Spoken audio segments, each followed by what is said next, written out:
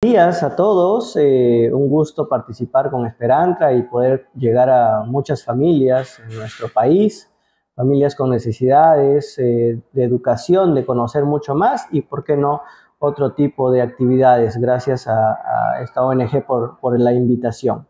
El día de hoy vamos a hablar sobre una condición, un error innato de metabolismo o enfermedad metabólica que se llama enfermedad de Pompe, ¿no?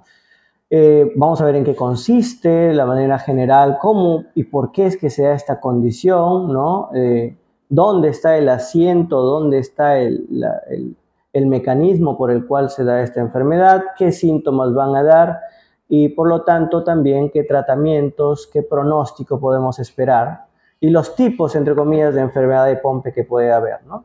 Vamos a empezar primero por conversar sobre qué es lo que pasa para que se dé la enfermedad de Pompe. Nosotros tenemos dentro de nuestro cuerpo, ya saben ustedes, sistemas, órganos y células. Dentro de las células, ¿no?, que es como si fuera una persona en chiquitito, la célula también come, la célula respira, la célula tiene necesidades, la célula digiere. Y dentro de la célula existe un organismo, una organela que se llama lisosoma, ¿no? Este lisosoma es como si fuera el estómago de nosotros, ¿no? Se encarga de digerir ciertas cosas. Entonces, cuando nosotros comemos algo, nuestro estómago lo digiere y lo separa en varias partes, ¿no? Igual dentro de nuestro cuerpo, el lisosoma lo que hace es digerir. ¿Qué va a digerir? Una sustancia, una molécula que se llama glucógeno. ¿Qué es el glucógeno? En nuestro cuerpo el glucógeno nos sirve para obtener energía. ¿Dónde está el glucógeno? Principalmente está en el hígado y en los músculos, ¿no? Y vamos a ver que esto es importante. Entonces, ¿qué pasa en la enfermedad de Pompe? El lisosoma no puede digerir el glucógeno, se atraganta de glucógeno. ¿Qué es lo que pasa? No puede transformarlo en glucosa y obtener energía. La glucosa es el azúcar de donde se obtiene la energía para nuestro cuerpo. Entonces, este lisosoma debería transformar el glucógeno en glucosa. ¿Y qué pasa entonces? No existe una enzima, y si existe funciona muy, muy pobremente, que se llama alfa-glucosidasa ácida, ¿ya? GAA, por sus siglas en inglés, ¿no? ¿Y qué es lo que sucede? Genéticamente hay errores que no nos permiten utilizar esta enzima, y si no puede funcionar, el lisosoma no puede cumplir su función. ¿Y qué pasa entonces? Se empieza a acumular glucógeno. ¿Dónde se empieza a acumular? En los músculos, básicamente. ¿Y qué va a pasar? Este músculo va a intentar metabolizar, va a intentar digerir este glucógeno, pero no lo va a poder hacer. ¿Y qué sucede? El glucógeno empieza a infiltrar, a adueñarse del músculo y el músculo se muere y empieza a ser digamos así, reemplazado por otro tipo de tejido que ya no permite tener fuerza. Entonces, ese es el mecanismo de la enfermedad de Pompe, un defecto, un error en un gen que no va a permitir producir la enzima que se llama alfa-glucosidasa ácida y como consecuencia no puedo transformar el glucógeno en glucosa, se me acumula el glucógeno y empieza a intoxicar a las células y a los tejidos, ¿ok? Hay dos tipos de enfermedad de Pompe. La enfermedad de Pompe infantil o de inicio temprano y la enfermedad de Pompe de inicio tardío. ¿En qué se diferencian ambos? En el funcionamiento de esta enzima, de esta enzima que permite metabolizar. En la enfermedad de Pompe de inicio infantil o temprano, empieza antes del año los síntomas, afecta también prioritariamente al corazón, que es un músculo, como lo sabemos, ¿no? ¿Y por qué se debe? Porque esta enzima no funciona ni siquiera al 1%, menos del 1% de esta enzima, es decir, prácticamente cero, funciona, y por lo tanto no puedo absolutamente o casi nada metabolizar o degradar el glucógeno. Ese es por una parte. Por otro lado, tenemos a la enfermedad de Pompe de inicio tardío, entre comillas tardío, porque empieza a partir del año de edad, más del año. Los síntomas pueden aparecer a los 5, 6, 7, 8 años. No afecta al corazón, sí que afecta a los músculos del cuerpo, los músculos esqueléticos. ¿Y por qué se debe? Porque la enzima sí funciona más del 1%, pero no es que va a funcionar al 100%, siempre va a haber un déficit.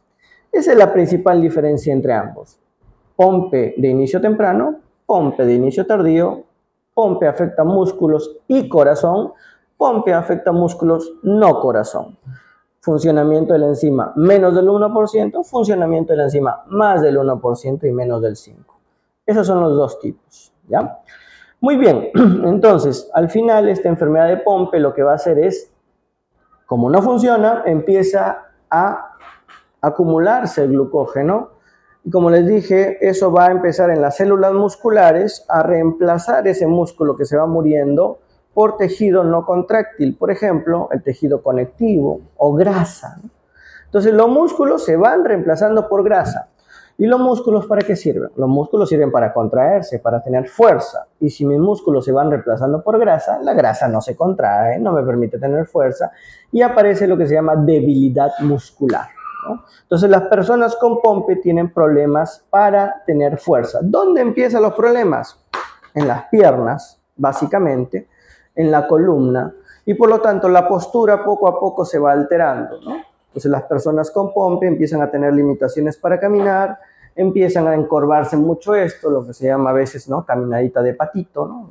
La colita se va poniendo un poco más, ¿no? Eso se llama hiperlordosis, y empiezan a tener dificultad para tener fuerza, sobre todo en los miembros inferiores.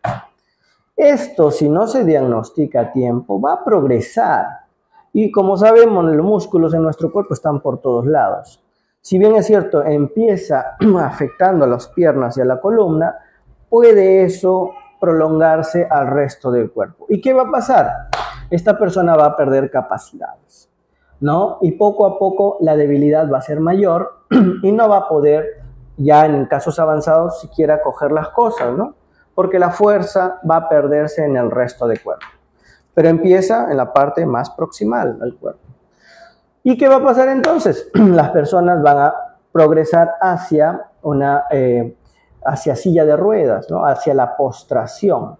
Y eso es importante detener o prolongar su llegada. ¿Qué otra cosa va a aparecer? Problemas respiratorios. ¿Por qué? Porque yo respiro gracias a un músculo que se llama diafragma.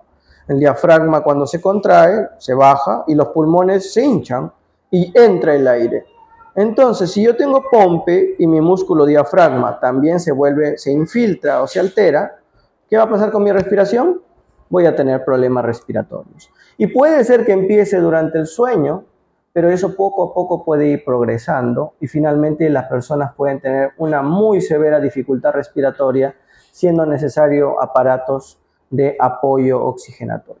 Entonces, esas son las dos grandes complicaciones. Fuera de ello, las complicaciones que se derivan de una postración, el tema de las escaras, las heridas, el tema de que se vayan teniendo descalcificación de los huesos, si el aparato respiratorio no funciona bien, el corazoncito está al lado, puede empezar a afectarse porque empiezas a trabajar más para poder obtener más oxígeno, ¿no?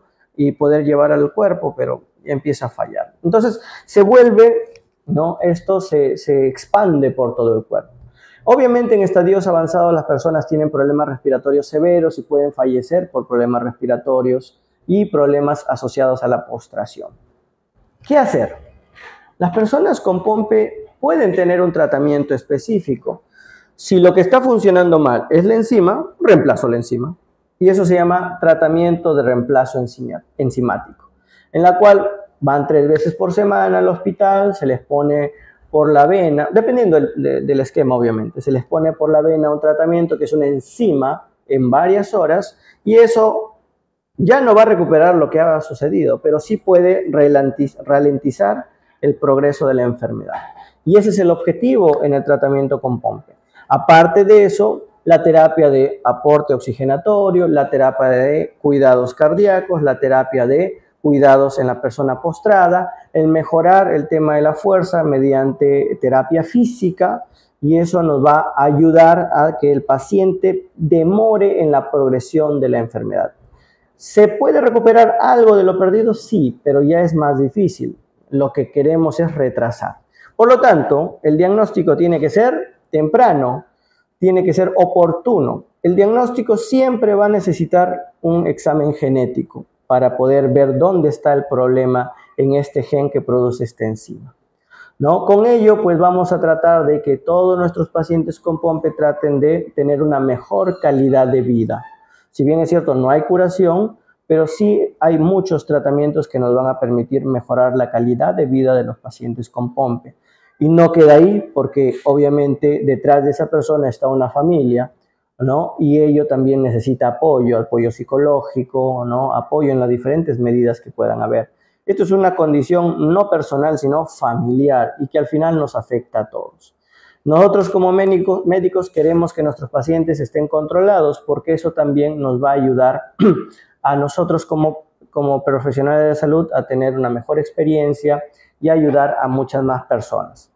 Por lo tanto, POMPE, una enfermedad enzimática que se altera, se empieza a acumular, necesita tratamiento reemplazo enzimático, necesita otros tratamientos coadyuvantes, intervención en la familia, y el objetivo es mejorar la calidad de vida. Esto en el POMPE de inicio tardío. En el POMPE de inicio infantil, que es el que se da antes del año, lastimosamente, la mayoría de los casos no logra ir más allá de los 2 años de edad, porque el déficit es tal que los tratamientos poco pueden hacer muchas veces, y depende mucho también de cuándo lo diagnostiquemos. Eso es lo que quería conversar con ustedes. No sé si es que hay algún tipo de interrogante o pregunta.